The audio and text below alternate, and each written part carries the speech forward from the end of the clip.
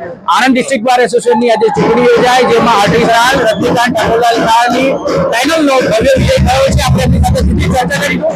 તો આજે તમારી પેનલનો વિજય થયો છે, કયા પ્રકારની અનુભવો છે? મારી આખી પેનલનો વિજય થયો છે, ખૂબ આનંદ થયો છે. કોઈ પણ જાતના કચરા સિવાય, કોઈ પણ જાતના એ સિવાય એ વિજય થયો છે.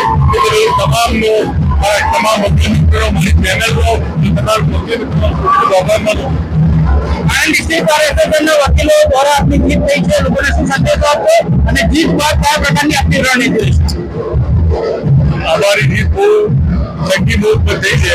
આવતા વર્ષમાં અમે તમામ વકીલોને ફાયદો થાય, દુનિયાને ખાસ કરીને દુનિયા વકીલોને ફાયદો થાય એવા તમામ કામો કરીશું.